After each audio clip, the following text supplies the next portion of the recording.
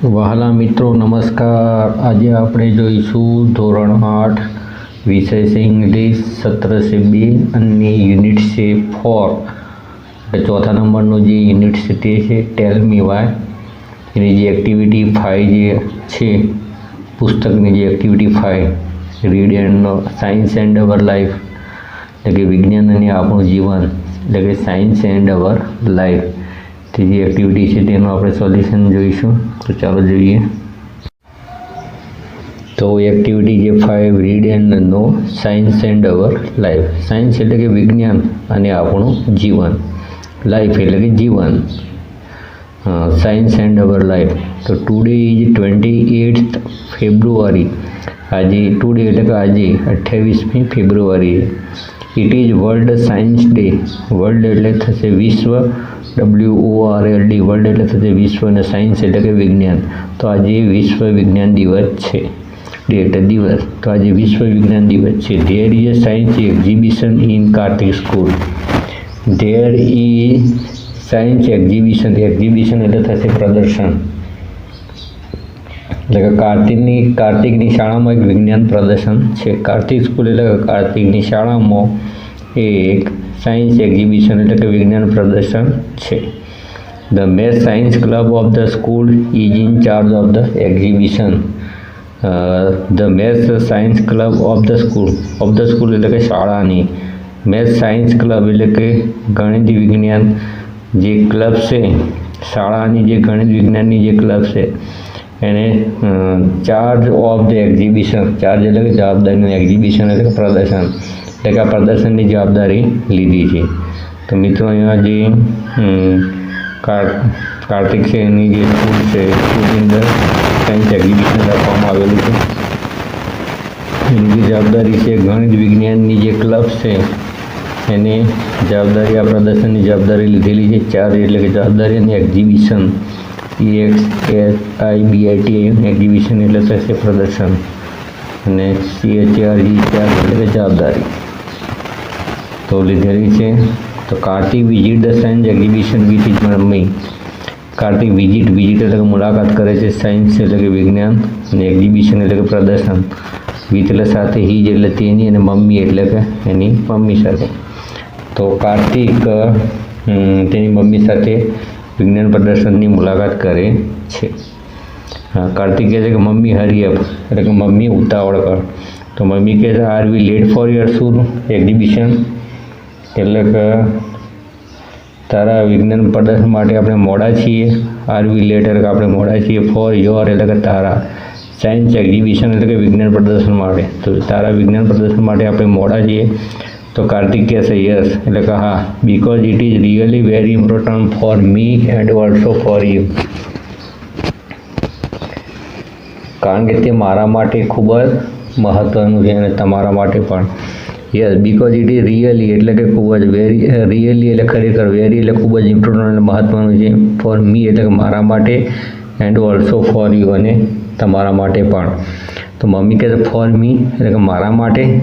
તો કાર્તિક કહે yes for you two, હા તમારા માટે પણ. તો મમ્મી કહે છે okay, we have already reached your school, એટલે કે સારું, વી હેવ ઓલરેડી રીચડ એટલે કે પહોંચી ગયા છીએ, યોર સ્કૂલ એટલે કે તારી શાળામાં.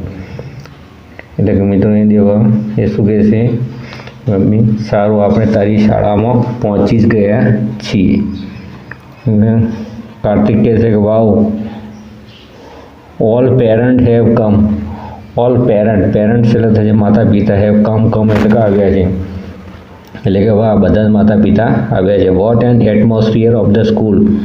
એટમોસ્ફિયર એટલે કે થશે વાતાવરણ, ATMOSPHER, એટમોસ્ફિયર એટલે વાતાવરણ થશે.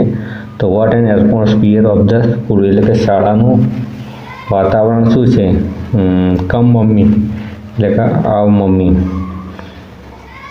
પછી આગળ જોઈએ આપણે.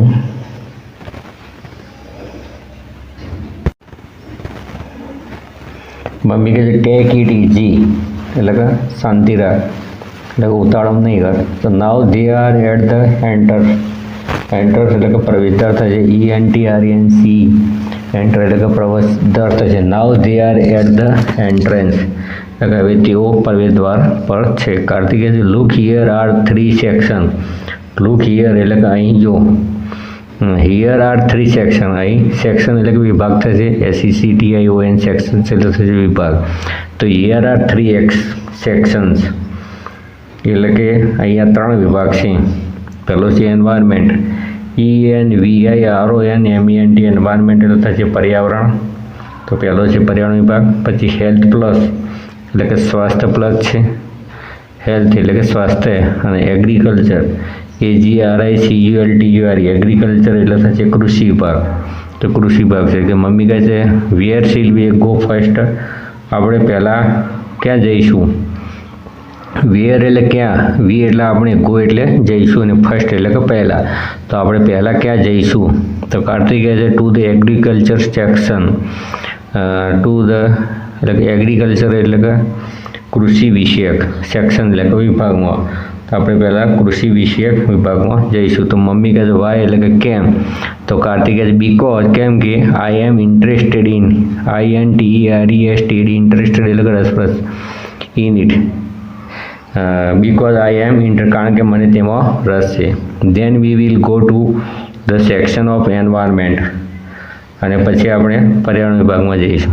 એન્વાયરમેન્ટ એટલે કે પર્યાવરણ થશે, અને સેક્શન એટલે થશે વિભાગ. પછી આપણે ધ્યાન એટલે કે પછી આપણે પર્યાવરણ વિભાગમાં જઈશું. And after that we will visit the health section.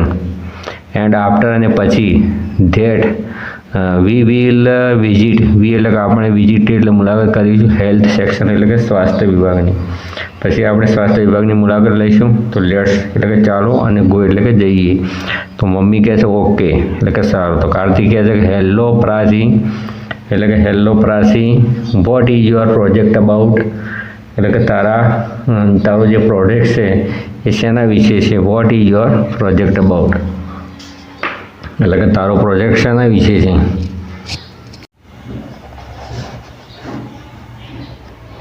હવે દેખો પ્રાચી શું કહે છે કે હેલો કાર્તિક, હેલો આંટી એટલે કે હેલો કાર્તિક, હેલો આંટી એટલે કે હેલો કાકી. My project is on the terrace gardening. My project is on terrace. Terrace TERRAC terrace એટલે થશે અગાસી, અને ગાર્ડનિંગ GARDENING ગાર્ડનિંગ એટલે થશે બગીચો. તો મારો જે પ્રોજેક્ટ છે અગાસી, બગીચો. And hydroponic method of agriculture. Hydroponic એટલે કે જમીન વગરની પાણીની ખેતી. તો એને હાઇડ્રોપેનિક મેથડ કહે છે. મેથડ એટલે કે રીત થશે. તો જે હાઇડ્રોપેનિક મેથડ એટલે કે જમીન વગરની ખેતીની પદ્ધતિ છે. Of agriculture. એગ્રીકલ્ચર એટલે કે કૃષિ વિષયક. તો પ્રાચી અહીંયા કહે છે કે મારો જે પ્રોજેક્ટ છે અગાસી, બગીચો અને જમીન વગરની પાણીની ખેતી વિશેનો છે. તો કાર્તિક કહે છે વોટ ઇઝ ધેટ તે શું છે? હવે દેખો મિત્રો અહીંયા પ્રાચી સમજાવે છે તેના પ્રોજેક્ટ વિશે. તો નાઉ ડે એટલે કે આજકાલ, બીકોઝ ઓફ અર્બનાઇઝેશન એટલે કે શહેરીકરણના કારણે, we have no enough space to grow tree or plant. We એટલે કે આપણી પાસે, નો એટલે કે નથી, ઇનફ એટલે કે પૂરતું, સ્પેસ એટલે કે જગ્યા થશે, ગ્રો એટલે કે ઉગાડવું થશે, ટેરેસ એટલે કે અગાસી ઉપર, અને પ્લાન્ટ એટલે કે છોડવાઓ. તો we have no enough space એટલે કે આપણી પાસે પૂરતી જગ્યા નથી. શેના માટે? To grow tree or plant એટલે કે વૃક્ષ અને છોડવું. શેના માટે? શેના કારણે નથી? કે બીકોઝ ઓફ અર્બનાઇઝેશન, કેમ કે શહેરીકરણના કારણે. એટલે કે બીકોઝ ઓફ એટલે કે નાવ ડે એટલે કે આજકાલ થશે, આજકાલ. નાવ ડે એટલે કે આજકાલ. બીકોઝ ઓફ અર્બનાઇઝેશન કેમ કે શહેરીકરણના કારણે, we have no enough space આપણી પાસે પૂરતી જગ્યા નથી, to grow tree or plant એટલે કે વૃક્ષો અને છોડવાઓ ઉછેરવા. ગ્રો એટલે કે ઉછેરવા માટે. તો વૃક્ષો અને છોડવાઓ ઉછેરવા માટે નો ઇનફ સ્પેસ એટલે કે પૂરતી જગ્યા નથી. વી હેવ એટલે કે આપણી પાસે પૂરતી જગ્યા નથી. તો therefore we should use terrace for gardening.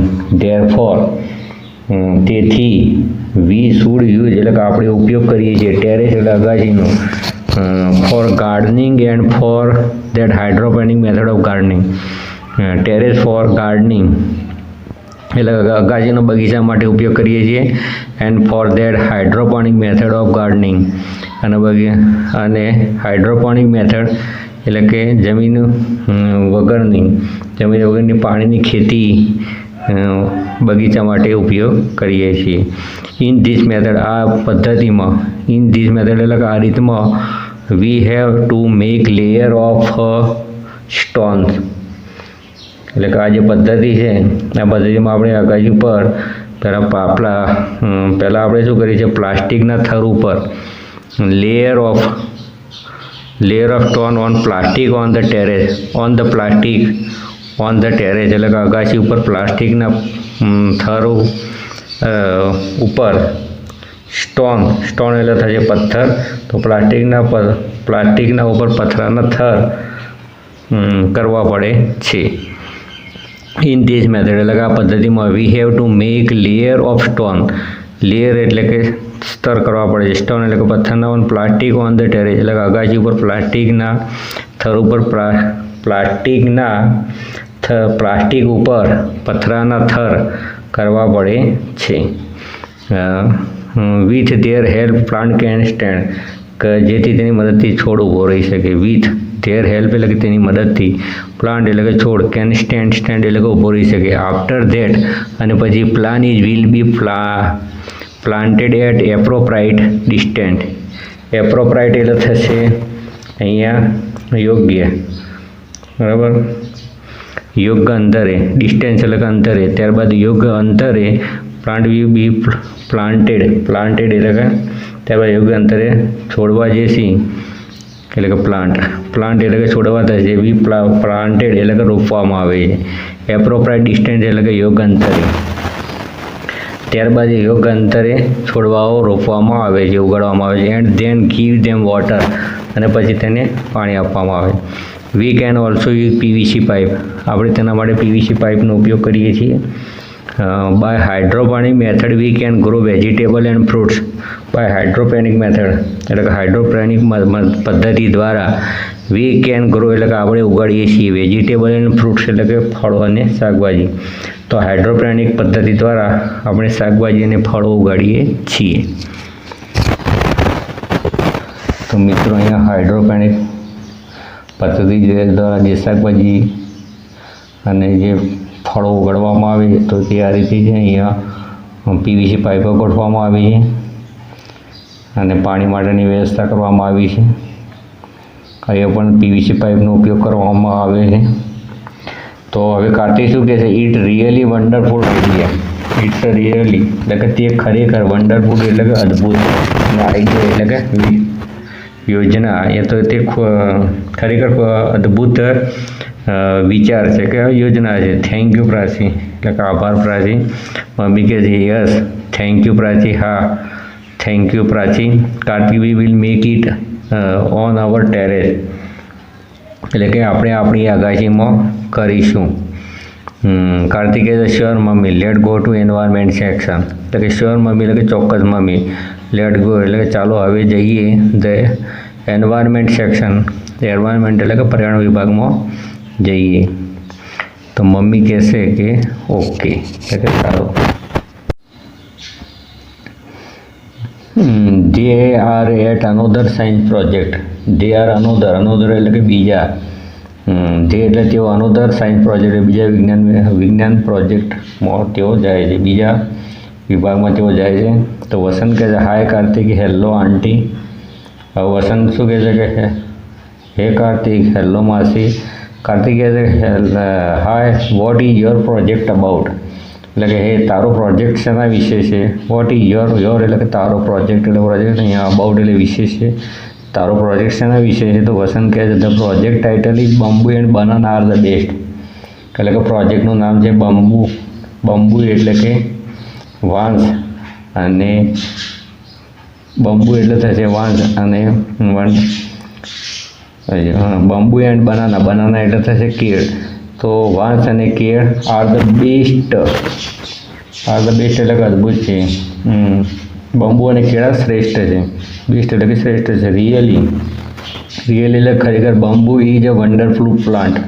Bamboo is a wonderful એટલે થશે અદ્ભુત, અને પ્લાન્ટ એટલે કે છોડ છે, પ્લાન્ટ. બીકોઝ કેમ કે there are many user of it many user એટલે કે ઘણા ઉપયોગ કરે છે. Many use of it, use એટલે ઉપયોગ કરે છે, ઓફ ઇટ એટલે કે તેનો, એટલે કે ઘણા તેનો ઉપયોગ કરે છે. The બમ્બુ is very strong, the બમ્બુ is very strong એટલે બંબુ એ ખૂબ જ મજબૂત છે. Therefore it is used to build the bridge, therefore જેથી, તેથી ઇટ ઇઝ યુઝડ એટલે ઉપયોગ કરી છે, બિલ્ડ એટલે બાંધવા માટે, બ્રિજ એટલે કે પુલ, તેથી તેનો પુલ બાંધવા માટે ઉપયોગ કરીએ છીએ. We can make many thing, we એટલે કે આપણે, મેક અને બનાવી છે, મેની થિંગ એટલે ઘણી વસ્તુઓ, લાઈક જેવી કે ફેન્સ, ફેન્સ એટલે થશે વાળ બનાવવા માટે ઉપયોગ થાય છે. પછી ફિશિંગ રોડ, ફિશિંગ રોડ એટલે માછલીઓ પકડવા માટેની લાકડીઓ. પછી રાફ્ટ એટલે કે તરાપા માટે ઉપયોગ થાય છે. બાસ્કેટ એટલે ટોપલી માટે ઉપયોગ થાય છે. ફર્નિચર, ફર્નિચર એટલે કે થશે ફર્નિચર, લાકડાના માટે જે આપણે ઘરમાં જે ઉપયોગ કરીએ છીએ, ફર્નિચર બનાવવા માટે ઉપયોગ થાય છે. A plant May grow 80 feet or even more, a plant May grow એટલે કે એક છોડ 80 ફૂટ અથવા વધારે વધી શકે છે. પ્લાન્ટ મે ગ્રો એટલે વધી શકે, 80 feet એટલે કે 80 ફૂટ, અથવા ઓર એટલે કે અથવા, ઇવન મોર તેના કરતાં પણ વધારે. તો દેખો એક છોડ છે 80 ફૂટ અથવા વધારે વધી શકે છે. Sometimes it should up 3 feet in single day, sometimes એટલે કે ક્યારેક, કોઈક વાર, ઇટ શૂડ અપ 3 feet એટલે કે 3 ફૂટ, એક દિવસમાં 3 ફૂટ, ઇન સિંગલ ડે એટલે કે એક દિવસમાં, સમટાઇમ્સ એટલે ક્યારેક, ઇન એ સિંગલ ડે એટલે કે એક દિવસમાં, ઇટ શૂડ અપ 3 feet એટલે કે 3 ફૂટ એટલો વધી જાય છે.